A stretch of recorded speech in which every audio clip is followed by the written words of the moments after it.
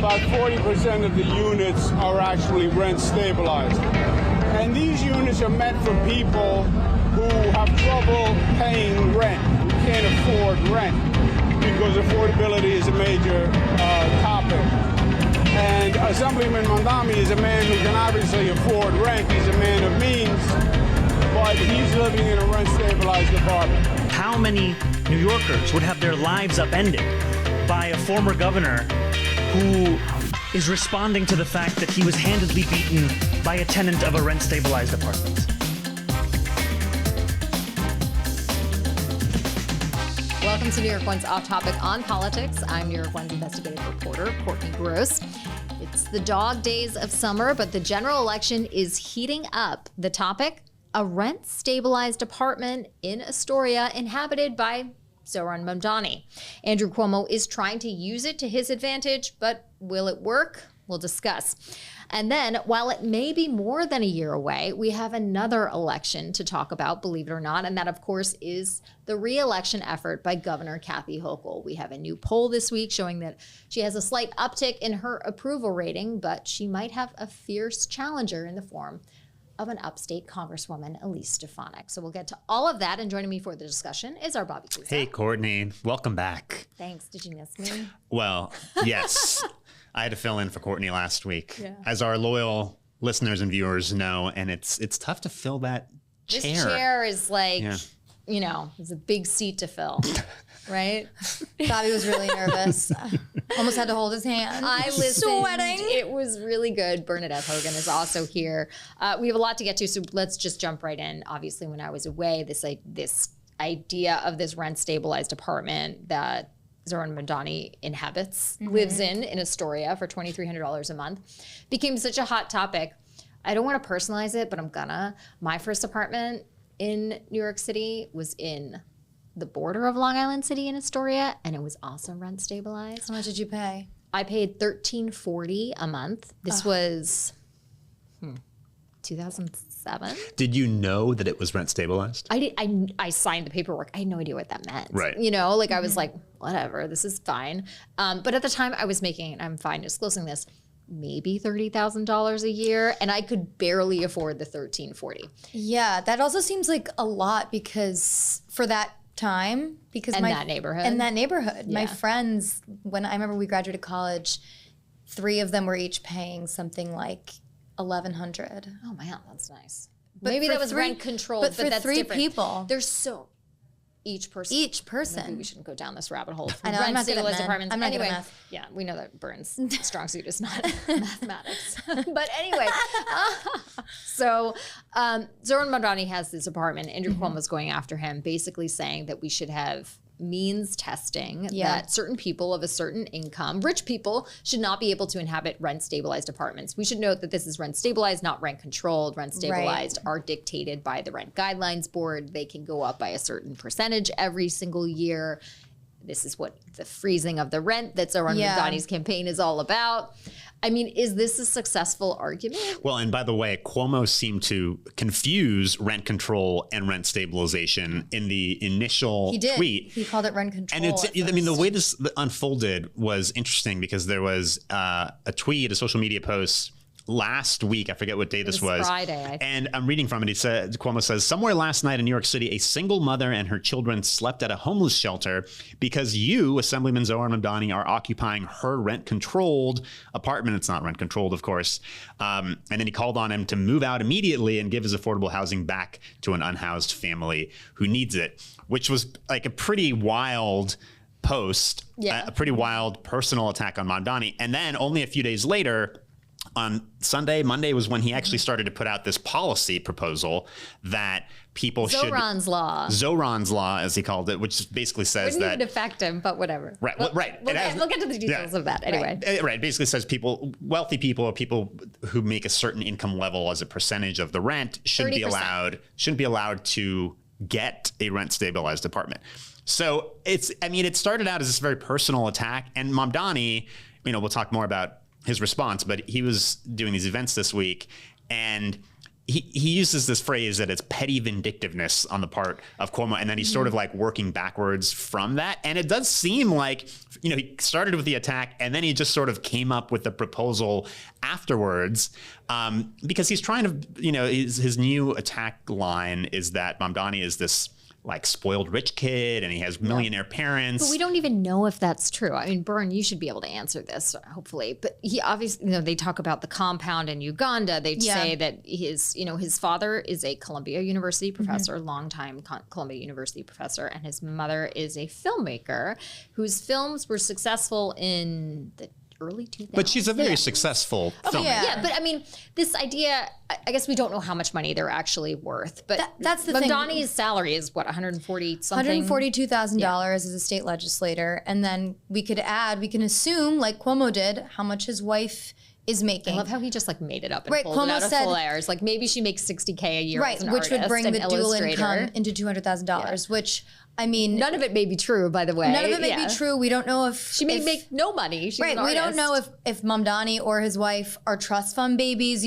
Yes, his family owns a compound in Uganda, but like... And he owns property in Uganda. And by the way, Mamdani also makes a few $1,000s from music royalties from his rap career. Right. So look, we just don't know the concrete number, but if we're just judging from that $142,000 salary plus whatever the wife's income is, and we're using the number that Cuomo brought up, which is $200,000 dual income, I mean, one could argue that $2,300 a month, is fine. But the question is, two things are happening here. Cuomo is making fun of Mamdani for allegedly being a spoiled rich kid, and also kind of confused about a policy that actually he did help sign into law in 2019 when he got rolled by the state legislature, when a massive package of rent tenant protections were put into place. It actually eliminated a means testing degree that permitted landlords to kick out tenants if they were making above a certain cap.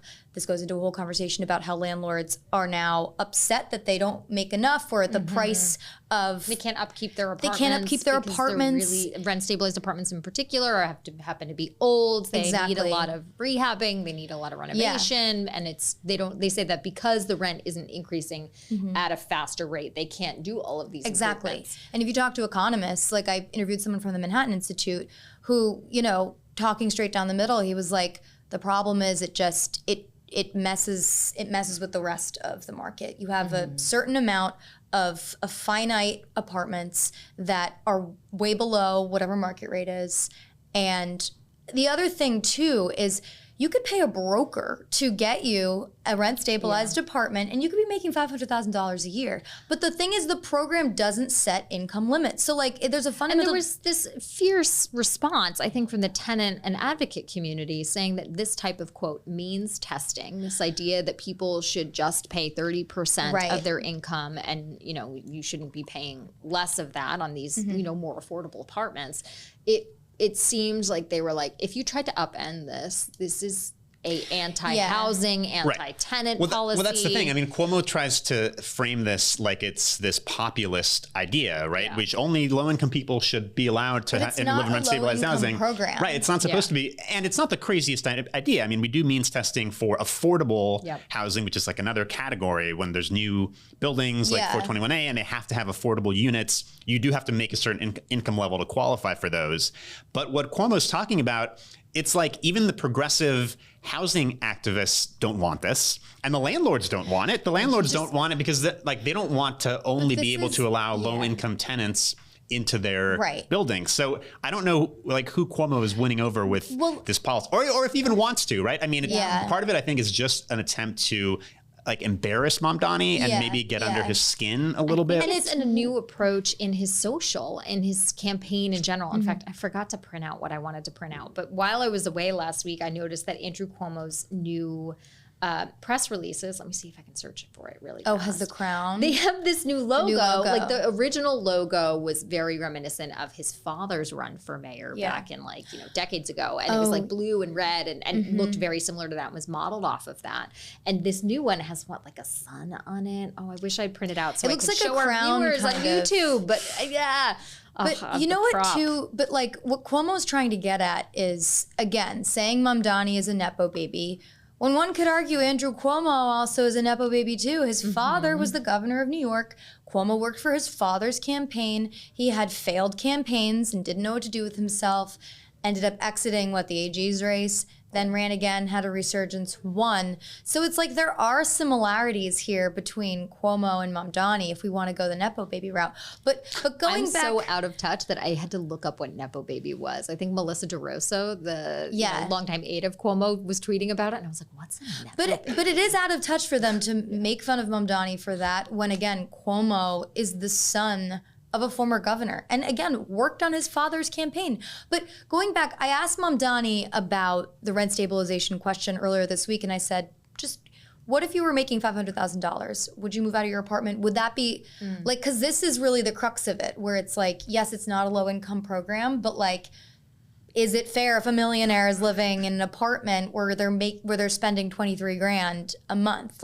That's where this program goes to be a little bit out of whack. Well, wait a minute. And by the way, we should note when Mamdani first got the apartment, he was only making less than $47,000 a year. Yeah. He was a counselor to people who were facing foreclosure. So again, even under Zohran's law, it wouldn't have affected. He would have still gotten the apartment because he wasn't making very much money. The legislative proposal only applies to new tenants, right? Yeah. It's Right, not it wouldn't like kick you out. Yes, exactly. Also, Cuomo needs help from Albany, and they're not going to do it. The thing is with the legislature, they're very pro-tenant, and if tenants' rights groups hate this, it's going nowhere. Just like every other, one of these policy ideas that comes out of these campaigns. Wait, and Mamdani has this line that he's used more than once that says, I'll move out. Well, that too. I'm living rent free in Andrew Cuomo's head.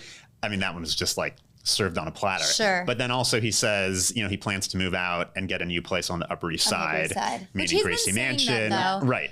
His one aide said to me, well, he's famously trying to move to the Upper East Side. I was like, why? And then I was like, oh, yeah. I was like, right, a really nice public. Who would want to live on the Upper East Side? Free public housing. Wait, can we talk about Cuomo's social media though? Because you brought this up. Part of it, right? I think that this approach is him pivoting for the general election, trying to get more attention, doing a different approach on social media, the new logo, which I did at least write down in my notes that it's called To Build a New New York City, or NYC. And he's getting kind of, I don't want to say, is it nasty on social media? It's snarky. Okay, snarky. He's trying to change his voice, which it's when sometimes accounts will tweet things and it will sound like the principal, AOC's, Mamdani's, their Twitter accounts sound like them. They're probably, are they operating it? And they might, Who's operating it? But one can assume it's a little bit of both at this point. These are bigger operations than when they started.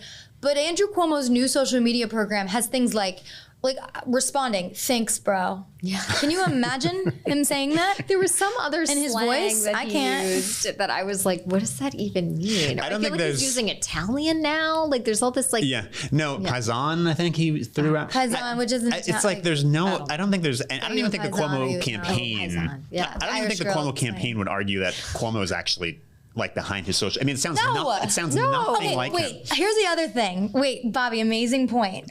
Let's go back to the congressional hearing fantastic point. Good work. Thank you for being here for 30 years. Back to the congressional panel that was a bipartisan panel last fall where they were looking into Cuomo and his dealings during COVID in the nursing homes.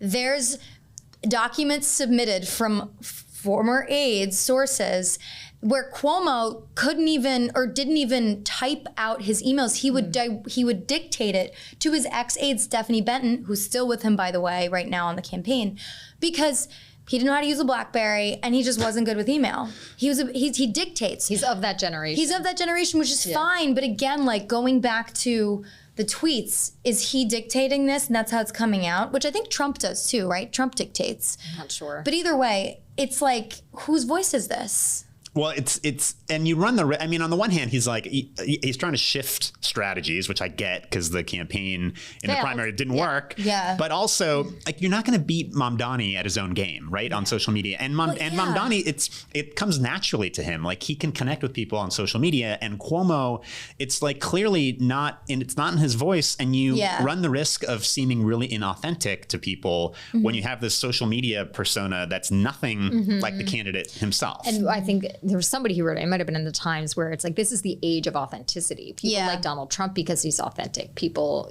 are attracted to Zohran Mamdani because they know what he stands for. He's principled and he's true to himself, versus what Andrew Cuomo is doing right now. But I do want to make sure we talk a little bit about two other things. Obviously, Eric Adams was endorsed by Governor David Paterson this week.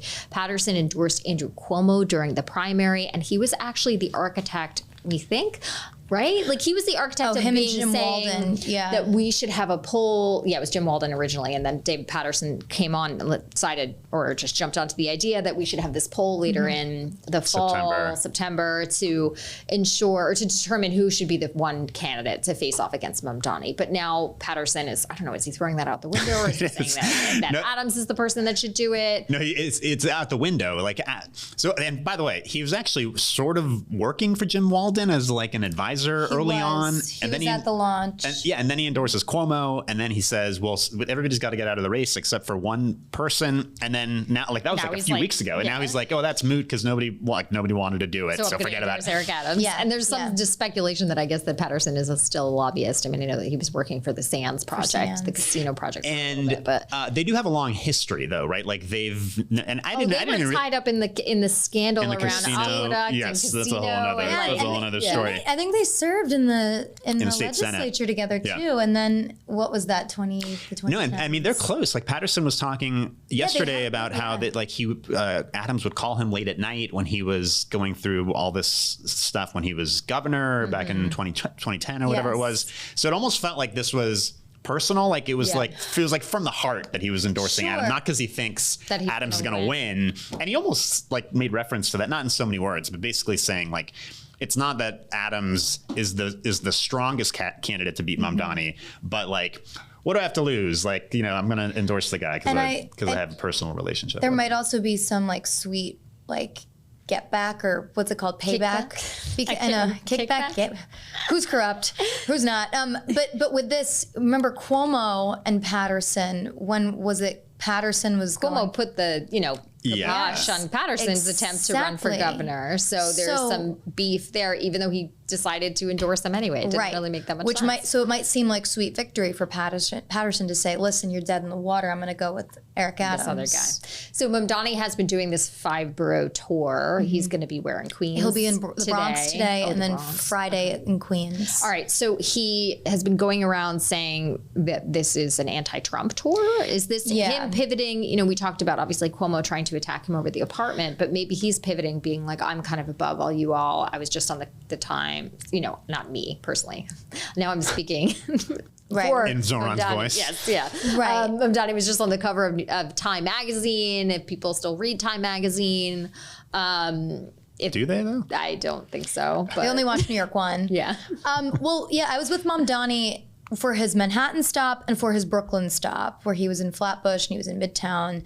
And, the Manhattan day started out with, him saying, I'm going to highlight what Trump is doing in certain areas. We'll talk about healthcare. We'll talk about education. We'll talk about just these specific neighborhoods where we will probably feel an impact as a result of federal policy and funding cuts.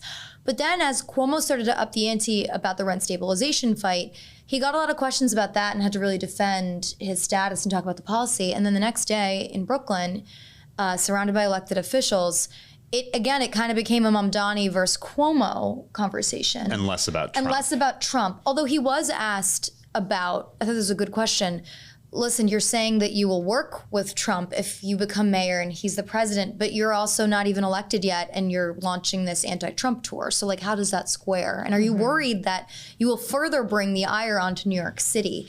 And, he basically talked around it. Also, I noticed that he continues to really seize on that New York Times story last week. Was that last week? Saying that Cuomo and Trump had a phone call about the race, which Cuomo denies. Well for him. But he's like trying to tie Cuomo to Trump, and obviously thinks it's going to play well in the election because he keeps hammering at that. Right. And then, of course, he says that Cuomo should release. What is it? Release the client list. This was in reaction to the rent stabilization argument. Right. He says that Cuomo was in fact a consultant when he left office. Right, and we don't know who his clients were. He at one point was going to represent in front of the ICC, the International Criminal Court, Benjamin Netanyahu. That has been reported, but we don't know to the extent who his other clients are. And Mamdani is saying, release the list, release the list. It's a pity Final when thoughts, these people, because we got to move on. I was just going to say, it's a pity when these people are no longer in office because you no longer know what their assets are and the disclosures, because Cuomo would have had to have put that down in the ethics report that have to be submitted either, on the state or the city level. Especially if you're not lobbying technically and you're just doing private consulting behind the scenes, we don't get to know who you're doing it for. It's ridiculous. Okay, let's leave it there. When we get back, we're going to talk about the governor's race.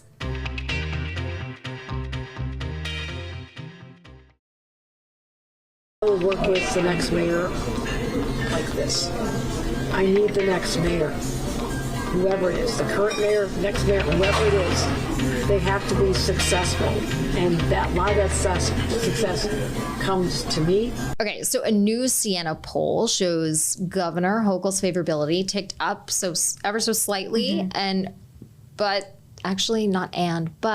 her lead over her potential 2026 rival is narrowing. I mean, slightly, right?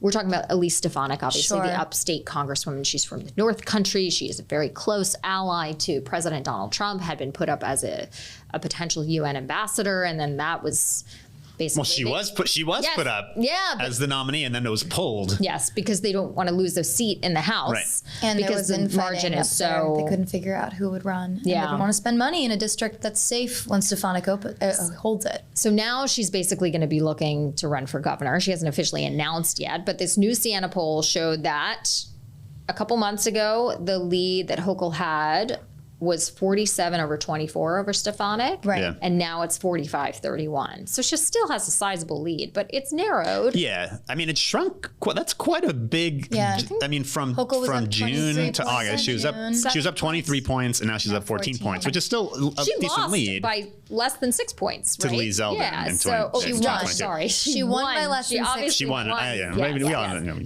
Yeah. But that. Who's bad at math now?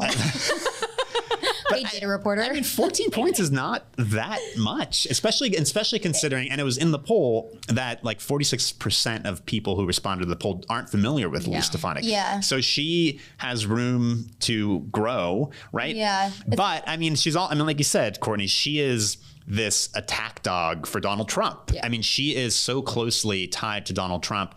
And that's not, there's a pretty sizable chunk of the population in New York State who that's not going to be a problem for. Right. But I don't know, if you're like that close of an ally to Trump, can you win a statewide race? I think it's going to be hard for her. But again, 14 points. And we're more than a year out from this election, but it's still fun to talk about. I think a lot can change, but it feels like to me that Stefonic is kind of ramping up her presence, especially, to us, to New York media, because all of the press releases I'm getting from Stefonic now are just anti-Hochul. Oh yeah, like every day I get like at least two press releases. Hochul needs to answer for the prison strike. Yeah. I think a few days before it was Hochul needs to answer for bail reform. I mean, I never used to get press releases from Stefonic. Also, if you look at both Hochul and Stefanik's Twitter, because I was doing a story the other week and I counted like how many tweets they had each referenced one another, or Elise's campaign account retweeting. It was like multiple tweets a day. I can't remember the number, bad at math, but you know what I mean? Like it's a lot more since July 1st than ever before. But another thing with Stefonic and Hochul, this is one of the reasons why when Hochul ascended to the governor's role in 2021, she made a point to go downstate and spend a lot of time downstate, because if you're running a statewide campaign, you cannot win without the city. And especially for a Republican and a Republican from upstate, the difference between Lee Zeldin and Elise Stefanik is Zeldin is from Suffolk County and also a Trump ally, also somebody who voted not to certify the election, right? And Stefonic is from upstate. The last time I interviewed her, she told me she said, the subways were scary. And I said, well, did you ride the subway while you were down here? And she said, no. And it's like, well, this is like a key. They look scary on TV. They look scary. I'm like, look, they are a little scary. I mean, look, they don't work. But there's a real, where push comes to shove, like she's going to have to spend time down here and not just in closed doors, like Republican areas. Like, remember when Nicole Maliotakis, when I was an intern, I went with Courtney, and she was running for mayor. Nicole is a Staten Island girl, and she would go around. She knew her way around. She knew her way around New the York city issues. But Stefonic, I would say does not as well. But look, I think Hochul would have had a harder time if Michael Lawler had stayed in the race. Yeah, I think so too. But Stefonic said she'll decide after the November elections. This Siena poll, the sample size was 300 people. How many live in the city? How many live in the state? I think the 300 was only for. I'm sorry, that was the number of cities. Sorry, right. The number of people in the city. Which is why the numbers for the mayor's race was not a big enough. Yeah, it was not really that big of a sample size. But for Stefonic, and if her unknown figure is, what would you say, above 40%? That needs to be. And then if we go jumping away from the Republicans, looking at the Democrats, who will Hochul's challengers be? Richie Torres says he's not going to go.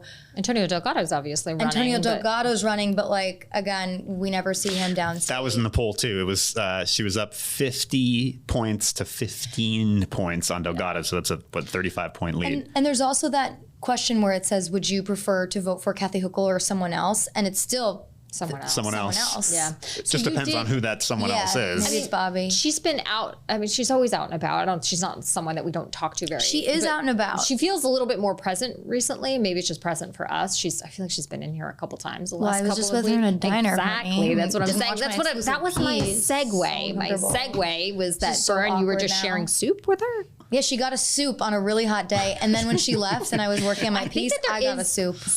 There is some truth that if you have a hot beverage or a hot meal, when it's hot out, it cools you down. Yeah. Wait, what did you order? Well, nothing when I was talking to her because I was like, I was like, keep eating. And then she was like trying to eat and trying to lift the soup. And I was like, but Sonia, so what do you think about, come on, you know what I mean?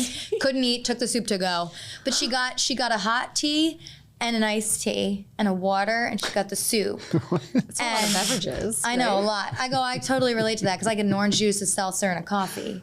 Yeah, so okay. You got to say. I like a lot of beverages. This wasn't in your. Like this wasn't in your report. This is actually the most interesting part of the interview. I know. I should have talked about it more. Why didn't you ask me? So Bobby? what substantively, with the exception, just let's put aside the beverages and the soups and all that stuff. So what'd you talk about? Yeah, what did she So actually say? the first thing I asked her was, I was like, you're running for re-election and you have to deal with millions of dollars in agency cuts that you're already we know is concrete, the Medicaid stuff, right? And she said it's going to be tough, like nursing home, hospital reimbursements, senior centers. We visited a senior center and she, made a speech to these seniors. But, Hochul has been able to have a good relationship with Donald Trump. Unlike some other female other Democratic governors, but specifically I think it's interesting, the female Democratic governors. Trump, I think, at a couple months back or weeks back, was calling out some female Democratic governors, in kind of, a not flattering way. But he's never said anything like that about Hochul. Interesting. I think it's very interesting because she's able to have an audience in the Oval Office with him, convince him not to continue to put the kibosh on congestion pricing. Oh, I thought you were going to say on that wind project. The wind project she got back. She's reversed. She was able to reverse that. And now this pipeline project is under public comment period. I think it might have closed the past weekend or this weekend. And that could end up being a go. They're working together on Penn Station. So anyway, I said to her, I was like, why do you think you have a good relationship? And she was like, I think because I tell him how it is, and I think we're both New Yorkers, and we can relate over that. Yeah, she said something to you like, he's tough. He's tough, and I'm tough. And, right, and she's like upstate tough, which is a different kind of tough than New York City tough. It's Buffalo tough. It's Buffalo. My family's from Syracuse. My dad's from Rockaway. I can tell you. That was Buffalo nice. No, you're not nice. No one's really nice. No one's really nice in this world. Back to the governor. Bobby over here. Nice guy. You asked her about Stefonic. What did she say about that? Well, she said that she's not concerned. Right now, she's focused on dealing with the president and dealing with what's coming out of Washington and handling other things in New York. She really does have a lot on her plate. I asked her how Mamdani could possibly complicate this, and is that one of the reasons why she's keeping her powder dry with an endorsement? And she said, look, whoever the mayor is, I'm going to have to work with. However, just going off of her many differences that she said she has with Mamdani, she says she wants him to have a reset with the NYPD. Past comments from him were, less than favorable. And then she also said that she wants him to make sure that the Jewish community feels safe. There's got to be a reset with the police department. That's an area. I want to make sure that the Jewish community, feels safe and that they'll be protected, that, that anti-Semitism will not just be condemned but fought. So those are a couple of areas, but there's a lot of alignment and agreement on affordability. Final thoughts on where you think Hochul stands in this poll. Bobby, I'll give them to you.